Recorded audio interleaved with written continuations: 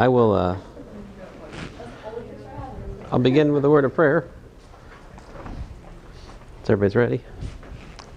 Heavenly Father, we thank you for this day. I thank you for the break and just for time to relax and refresh. Pray that we'd just use the rest of this time this semester well. Help students to have focus and just to do their best in all their classes, Lord. And just thank you again, Lord, for your many blessings this day, Lord. In your name I pray, Lord Jesus. Amen. So you guys have any questions?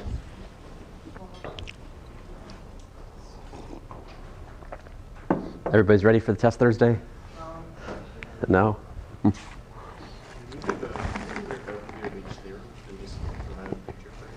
A quick overview of each theorem. Divergence theorem is Gauss's theorem, so that would be a perfectly good confusion. But the theorems,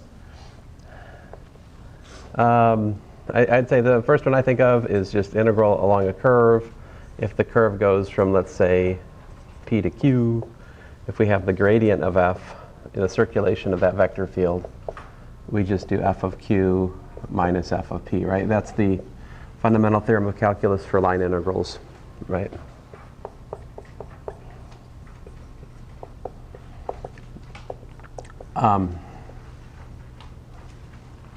So that, I mean, of all the theorems we cover in here, I think that's maybe the most natural extension of Calculus 1. It's the one theorem that I absolutely cannot do without when I teach physics 231 here. So like the part of Calculus 3 I teach to physics 231 is this part, this theorem. You won't find me proving Green's theorem in physics. Like that's Calculus 3 proper. But there's also Green's theorem, of course, and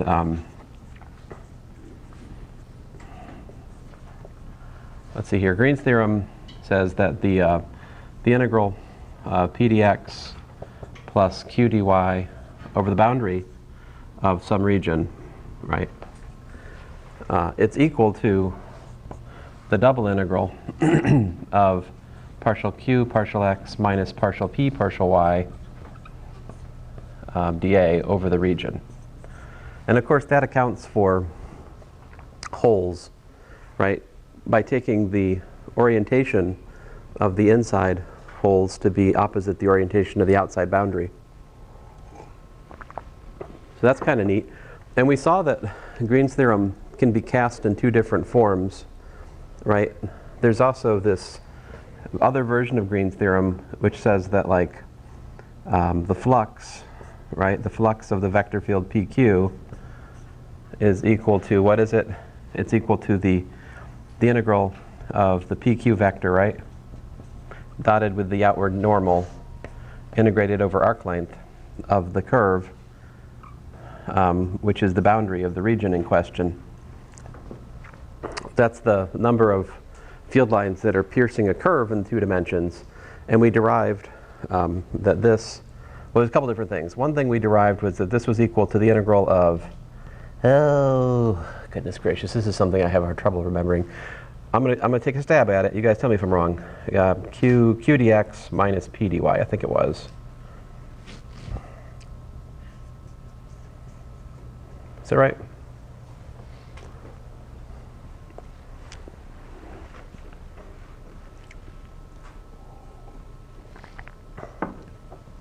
Unfortunately, this is not hardwired in my brain because when I learned it, I was much older than you guys. I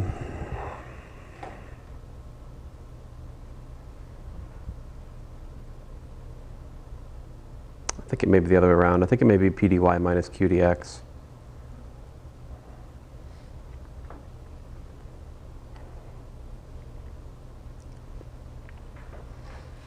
Yeah, I think it's p dy minus q dx. Just a second. I have to look in notes. I want to double check that. Remember I did the derivation with the little squares? And right before that we introduced the notion of flux of a, yeah, it's p dy minus q dx. My bad. So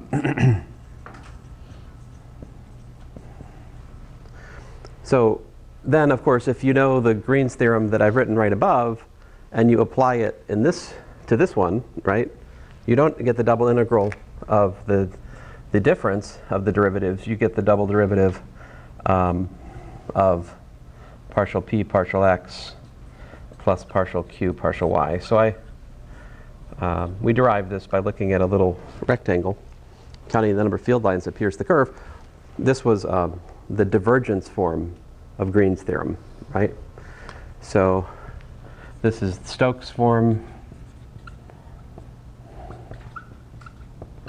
of Green's theorem. This is the divergence form. And I will grant you this, guys. The divergence form of Green's theorem is far less known than the Stokes form. The Stokes, if you have somebody come up to you and talk to you about Green's theorem, there's like a 95% chance they're talking about the Stokes form.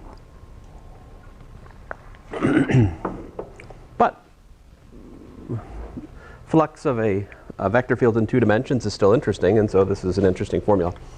And we use that formula to derive, respectively, Stokes form, the big Stokes theorem and the big divergence theorem. We use both of those, respectively, to kind of bootstrap our way to the big theorems, namely this, that there's the integral over the boundary of a surface of the circulation of the, the circulation of the vector field around the boundary of a surface is equal to the flux of the curl through the surface. And so this is Stokes' theorem. And then Gauss's, or the divergence theorem, is that the integral over the boundary of some volume, let's call it E, so the flux of the vector field through the positively oriented boundary of the volume is equal to the triple integral of the divergence over the volume.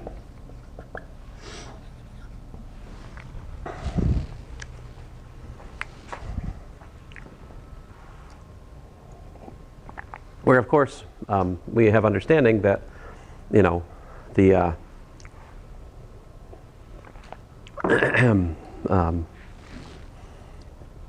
we talk about the boundary of a volume or the boundary of the surface, we're orienting it in the positive sense as we've described in here. So one example I could show you, there's other ideas we've talked about, right? We've talked about locally conservative. We haven't talked about this as much, but I think it's worth taking a second here. What's locally conservative mean?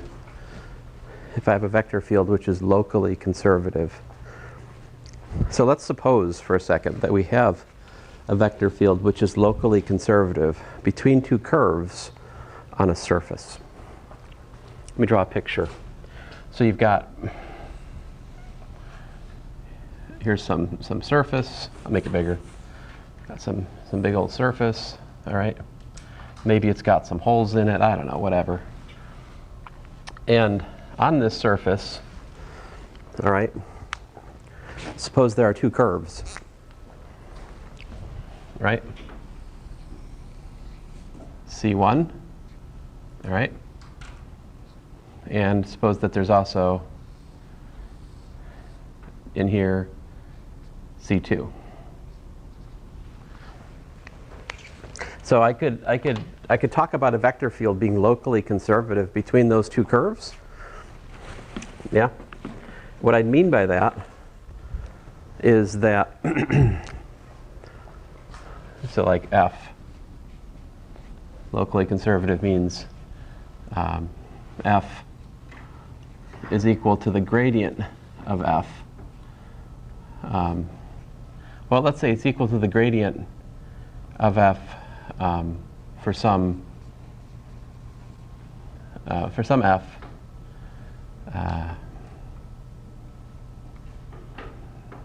at each subset.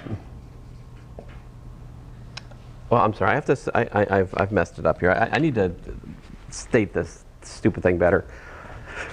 because I need to include a set. Locally conservative on something is what I should say. Like locally conservative on, let's say, U. I'll say on V means there exists some, let's say, f sub I such that the gradient of f sub I is equal to big F on ui, where ui is a subset of V, and let's say the union over all these sets is equal to V. And for the sake of in here, I'm really assuming that there's a finite collection of such potentials. So what I'm trying to say here is you can write the force as the derivative of a potential at each point. However, what I'm trying to allow for the possibility of is that you can't use the same F on the totality of the space. You might need 2, you might need 3, whatever. So, like in my example, I want to assume that, so I'm going to assume for my example that like you can have the vector field F is like the gradient of F1 for some set that's kind of like this, all right? For that piece, let's say, all right? And I have that the F is equal to the gradient of F2 for some piece that kind of looks like that, if you can imagine, sort of like horseshoes, and they overlap, all right? These overlap. So what I'm trying to say is like this goes to here maybe, and that goes to there maybe, so there's some kind of overlap, all right? Well, if that's the situation, then I could take my region here, and I can cut it into 2 pieces. See, I could, so I haven't quite defined what I meant by V yet. V, I was getting to the point here, I got distracted. I wanted V to be the region for this current purpose. This is V, all right? That's the V I have in mind. So there could be like a hole in the middle, all right? So I want to, for the sake of discussion, just assume it's locally conservative, which is to say that I can find a function whose gradient is the vector field between those 2 curves. Well, if I can do that, then I can take this and I can cut it. See, I can chop it into 2 pieces, right? I can put crosscuts here and here, yeah? And so like let's make this one go like that, and this one. So then I'm gonna let me pick a different color here for a second. So I'm saying you can kind of take this piece like here and go like this, and then back like that, and then here and like here, like that, and then on the other side, I'm cross-cutting it like this. Take this whole set here, and let's see here. This one's going like this, back here. So it's going the opposite way on the crosscuts, right? And what would be the significance of this? So like, let me call this one the left side of V, and I'll call this part the right side of V, right? So if I'm calculating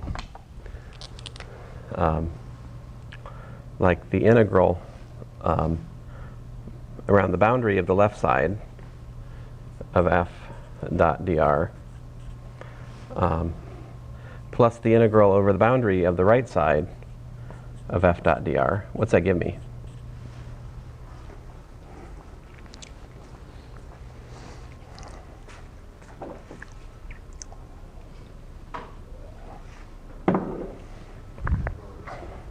Integral of the what?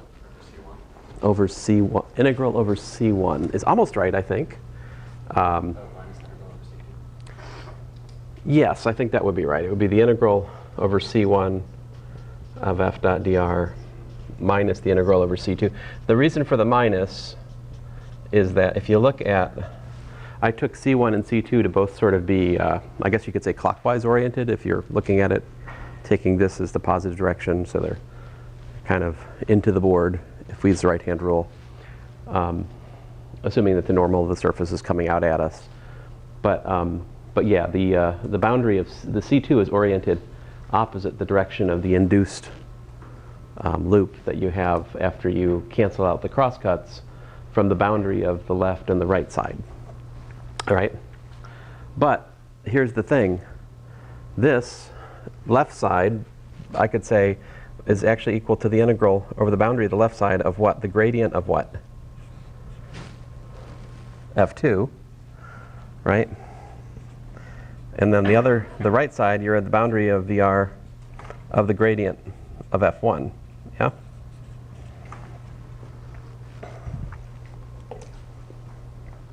Because I'm just, for the sake of discussion, assuming that there's a potential function for the vector field. It's locally conservative, not on the totality of the annulus, right? The annular region, which is like a subset. It's a curved annulus, right? It's falling on some surface.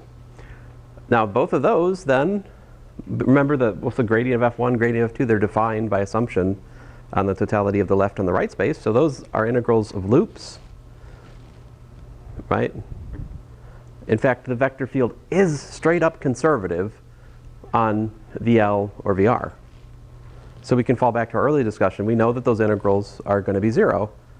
I could prove it, though, by just applying the fundamental theorem of calculus for line integrals for this potential and that potential, fixing a particular point on the boundary of the left or the right, and just Q is equal to P, so these work out to 0. And so what's this all mean? The integral over C1 of f dot dr is equal to the integral over C2 of f dot dr. I wanted to show you this. This is what?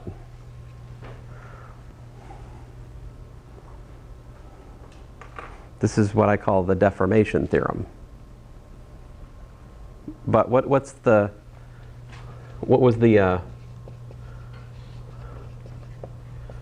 deformation theorem for line integrals? What was the assumption that I made to get the deformation to go this time? It's different than what I said before. Before, we said that if you had the curl of the vector field was 0 in the region between the curves, then we had the deformation theorem.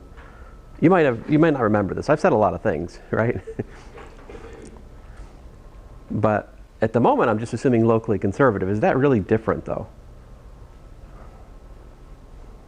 Would locally conservative, so if you think about this business right here, would this all say, would this imply that the curl of your vector field is equal to 0? See, because if it did, then we could derive this same result by doing what? By just using Stokes' theorem on V, right? Stokes' theorem on V would say what? It would say the integral over the boundary of V of f is equal to the integral over V of the flux of the curl, right? But if the curl is 0, well, that's 0, right? Why is the curl 0 for a locally conservative vector field?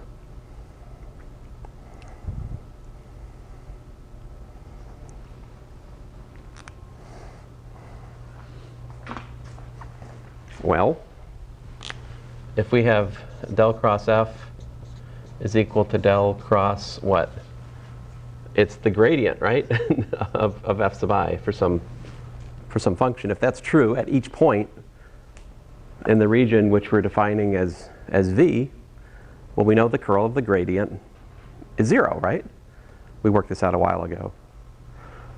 So what I'm trying to tell you is, like, these are two different ways of looking at a vector field having curl 0. Curl 0 is another way of characterizing locally conservative, is my point. What's neat, I think, about this calculation is we derived the deformation theorem without using Stokes' theorem. That's kind of neat. I just found this semester. But anyway, I think I answered your question, Sam. I suppose there are other theorems we've talked about, right? Like we've also talked about scalar surface integrals. I haven't done enough with those. Maybe I should do one of those. Let me do a weird example for you guys. Well, it's not too weird, but it's a little bit weird. So suppose you've got 3 points. Let's say S be triangular region with vertices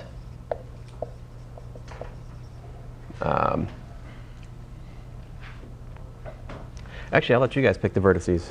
What do you want?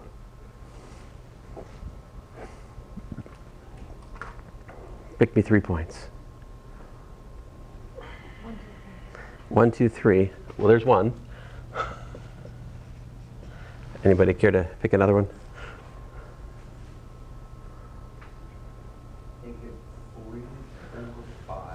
Negative 3, 4, 5. With no minuses on the 4 and 5, though. Okay, cool. And I will add yeah, fine, I'll do the origin. Although it does kind of make this somewhat too easy. I'll throw a 1 in here just to make it not too. Now, if we're fantastically unlucky, these are collinear. Like if all 3 of these points lie on a line, then everything I'm saying is nonsense. But since I just randomly selected those on the basis of your choice, odds against that happening are pretty high. So let's let this be triangular region with these vertices. Suppose that sigma, the density, as a function of x, y, and z, is equal to, let's just say, z for the sake of discussion. All right. And then we can find the center of mass for this thing.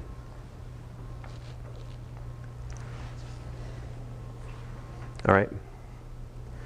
So, I regret my life. Oh, no, I don't.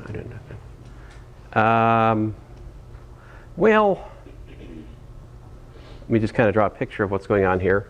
So in order to do this, and I'll probably throw in like a surface integral over this thing once we're done with this calculation. Since we're going to go to the trouble of all this, let's do a surface integral after this probably. Or maybe I'll just give up on it and I'll be tired of it. But first I start with some kind of just like schematic picture of it. So the point 0, 0, 1, that's easy enough to draw. That's here, right? Now, I don't know where 1, 2, 3 and minus 3, 4, are, 5 are, but I'm just going to draw them like they're here and here. All right, is that accurate? No, but I don't really care. 1, 2, 3 I'll put here, and minus 3. I'm almost certainly this picture is wrong, okay? Because minus 3, in terms of my usual x, y, z axis, is where this is, this is definitely not right. Fine, it's bothering me. I'll put this as 1, 2, 3. That's maybe, it's too obvious that I'm wrong. I have to fix it. Minus 3, 4, 5. I should have made you guys pick me points which are easier to graph, quasi-reasonably. Anyway, there's a picture of the surface we're trying to find the center of mass for. All right? So the procedural, how do we do this? How does this calculation go? Let me just, kind of tell you where we're going. Number 1, parameterize the surface, right? That's the first order of business. We need to do that. Number 2, we need to find the normal to the surface, which, like if we use u and v, it's like the partial x, the cross product of the partial velocities, right? And then number 3 is, well, your ds, right? ds is equal to the magnitude of the normal times du dv if we use u and v For parameters, we probably won't. I'll probably use x and y for parameters, truth be told, for this example. And then you go from there, right? So like, what's the center of mass? Like number 4, I would calculate the mass is equal to the integral of dm, right? Which is the integral of sigma ds over the surface, which I've called s, I guess. And then x bar is like 1 over m, the integral of x dm, y bar, 1 over m, the integral of y dm, z bar, 1 over m, integral. What have I signed up for here? Good grief. I'm starting to regret this example. Once you get x bar and y bar, you just plug them down on the plane. That's true.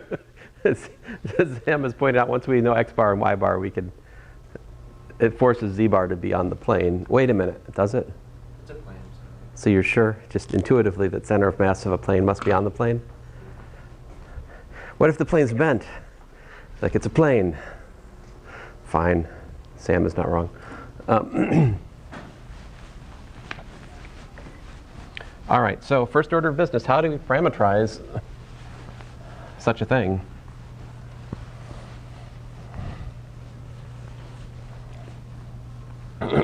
My inclination here is to make it a graph of x and y, just because that's going to be easiest for us in terms of our thinking. We're used to thinking of x and y as, you know, and so if we think about that, the shadow of this thing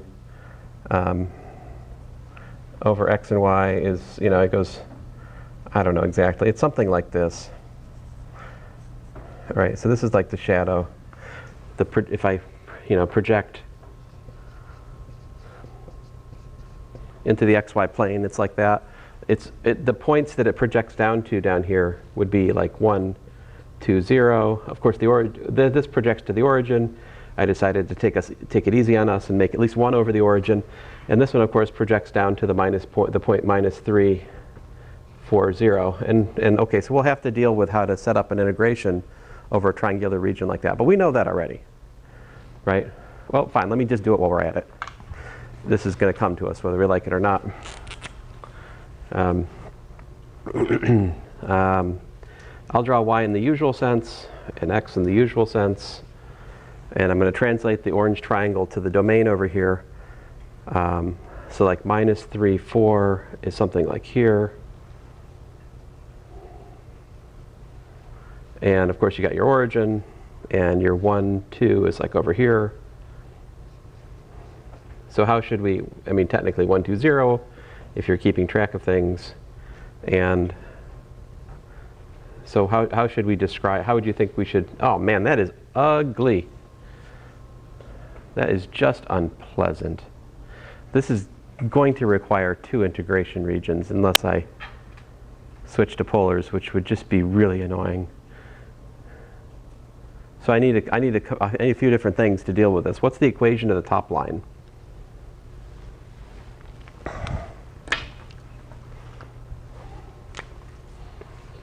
I should not have let you guys make up points. All right, y equals 2. So let's see here.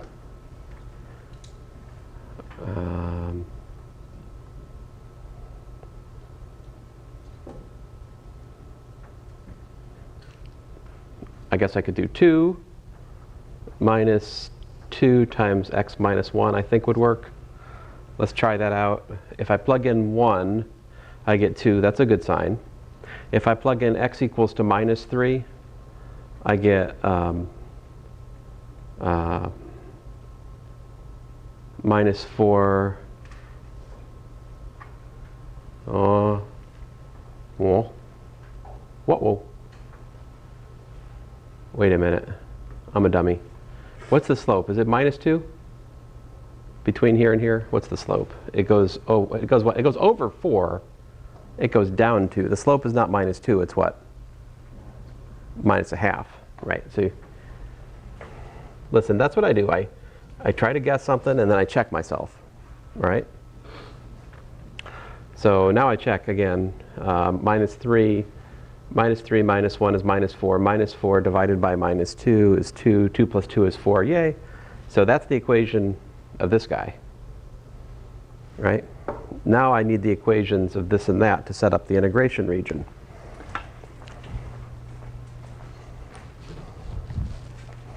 Listen, at the moment I'm just fussing over what the domain of the parameterization is. Yeah? What's the equation of the green line here? Well, that's easier. That's y equals 2. Looks to me like 2x. Because it goes over 1, it goes up 2. Y equals 2x is the equation of that. On the other side of things, what do you got?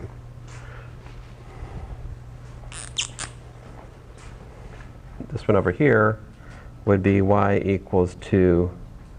Looks to me like it goes over 3 and up 4. So that's a slope of minus 4/3. Minus 4/3 x. All right? So all of this, all of this so far, I'm just pinning down what the domain of my parameterization is going to be, which is namely this region. All right. How do you find the actual equation of the plane? I guess that's taken us back to simpler times, right? So example 2 continued.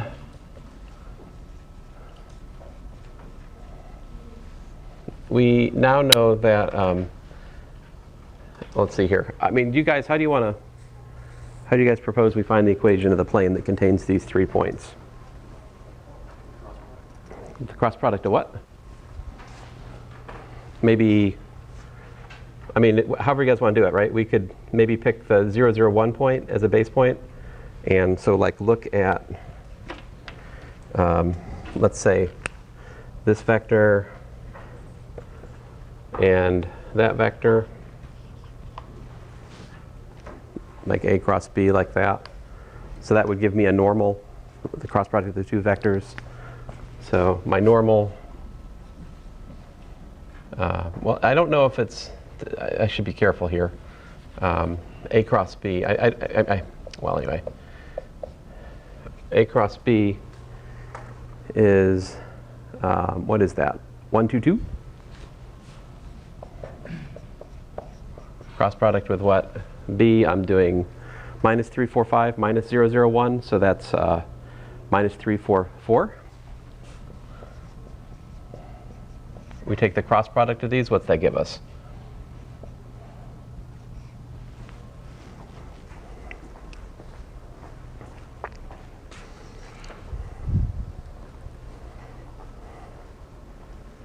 I'll let you guys work out that cross product while I shut this door. You tell me when I get back to the board the answer. And then I'll check your answer for you.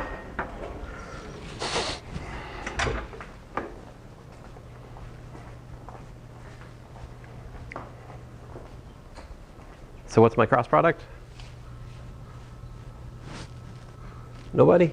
0 minus 10 minus 2. 0 minus 10 minus 2. Now, anybody else get that? Let me check. If I take the dot product of 0 minus 10 minus 2 with this, I get minus 20. Nope, that's not it. The dot product with 1, 2, 2 is not 0. That cannot be correct. Second guess.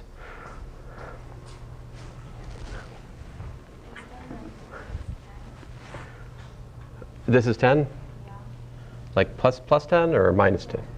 Plus 10? All right. Then that gives me, well, minus 20 plus 20. That's a good sign. So the dot product with this is 0. How about that? Hey, the dot product with both of these is 0. So if that's wrong, we would have to be very unlucky.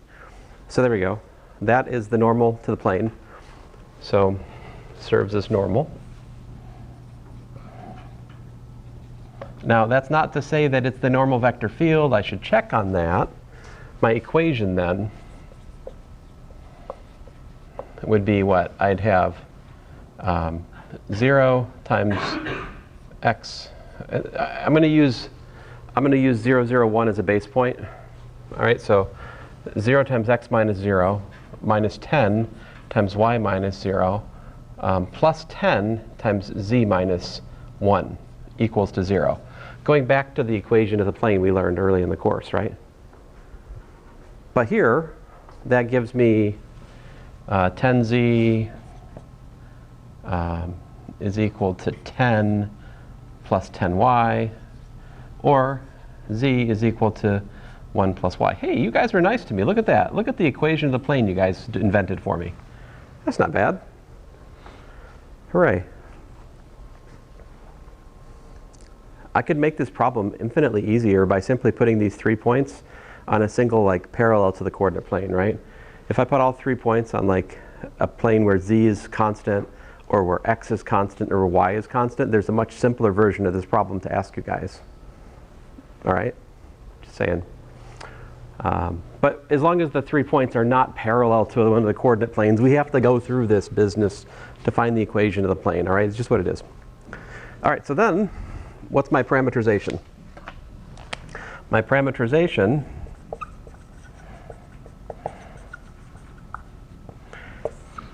I would have x.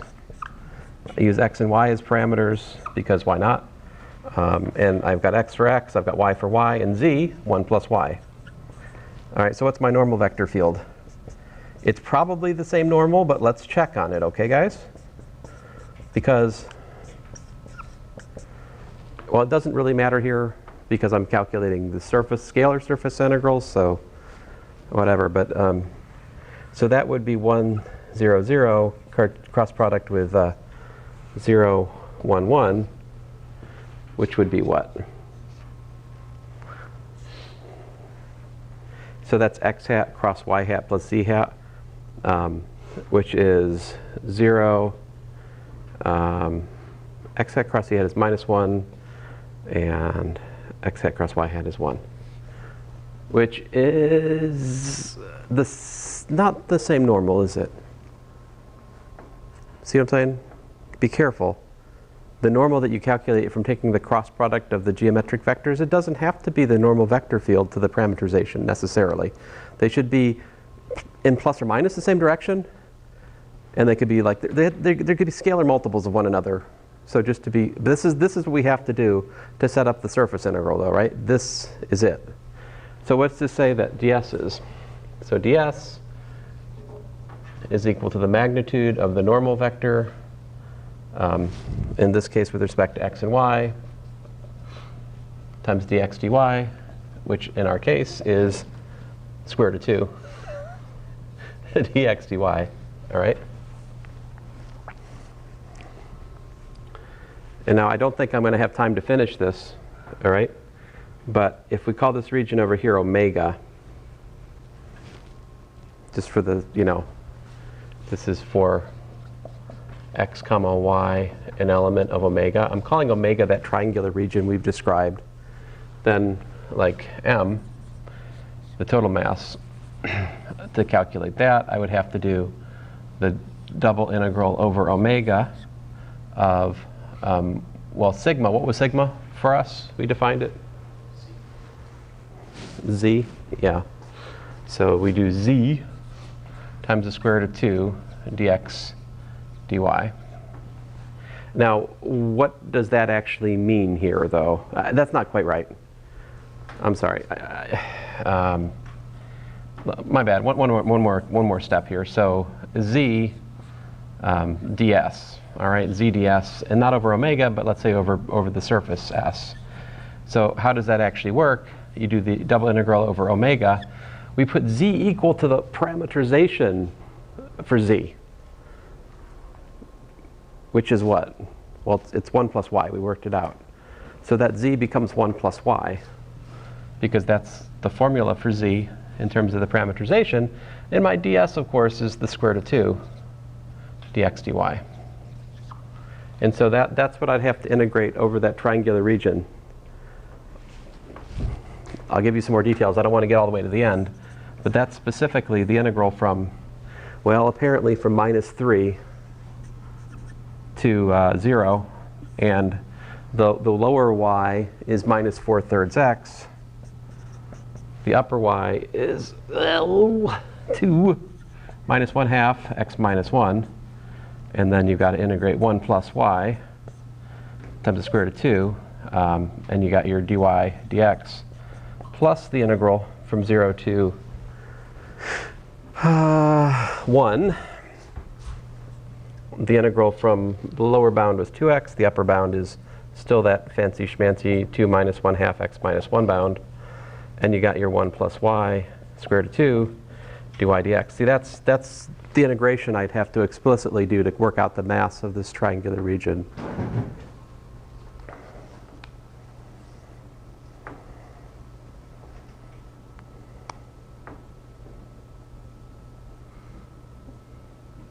And if you understand this, it should be somewhat clear how we do these ones, right?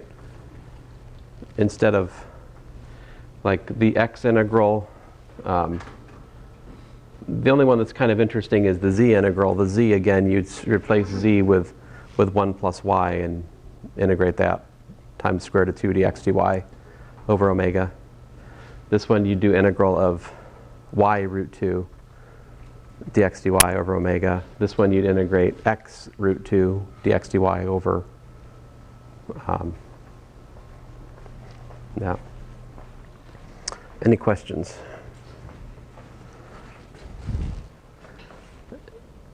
Oh, here I have a question for you guys. What would happen if instead of sigma being a function, so like since sigma is related to z, what does that mean? That means that essentially this like plane is heavier, it's more massive as you go to the top of it in the z sense, right? The higher you are in z, like the larger the mass. And my picture's not right? Because like this thing goes downhill, doesn't it? This is like the low point, because here you have z equal to 3, here you've got z equals to 5. So this, I mean, if I was to draw a picture, like it's heaviest up here, right?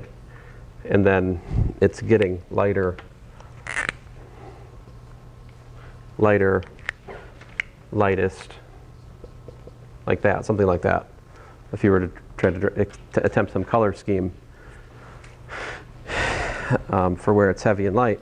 But thought experiment, guys. What would happen if instead of it being a function of z, what if it wasn't? What if the density was constant? Then what would happen? Imagine the center. The what? Imagine the center. Where is the center? Where's the center of mass in that case? Yeah? Oh, the center of the triangle. What would that be, though? How would you find the center of the triangle? Split two triangles and add the masses of each half times their sides, Huh. which are vertically across. That's probably true. I'm looking for something lazier. You bisect the angles. Bisect the angles. I'm looking for something lazier.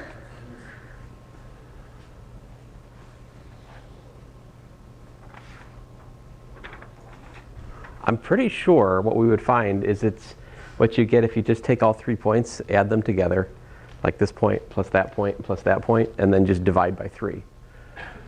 That's the center of mass for the three points. I'm claiming that the center of mass for a triangle would be the center of mass for the vertices of the triangle taken as. I could be wrong about that. I don't know, right? I'm probably wrong about that. Well, anyway. I did have your math battle printed out. Let me go get it for you guys. Bring it back here. You guys have a good break?